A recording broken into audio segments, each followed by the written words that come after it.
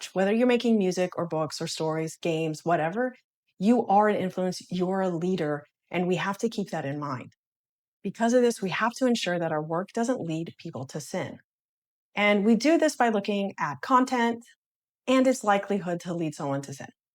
There is undoubtedly content created in the world that is meant for people to sin. There's the saying, sex sells for a reason. So back to the sex scenes. If you're a Christian out there and you're like, hey, I can read these scenes or watch these shows because I don't feel anything when I see them, I'm afraid to tell you that you are probably already super desensitized to it, which is a whole other issue.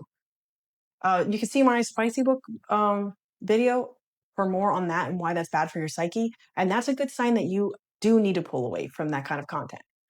Another less talked about type of content that leads people to sin is vengeful and violent narratives. A good example, little old at this point, but this was one that stood out from my childhood. The movie Sin City, it encourages the viewer to imagine themselves enacting their revenge on their enemies. And that very concept goes against biblical principles.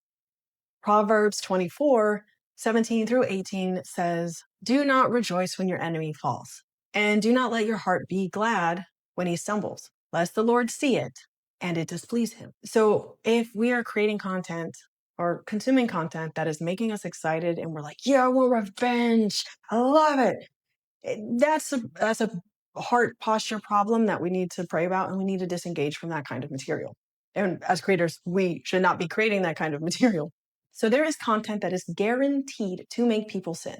And this is one that consumers and creators should 100% avoid.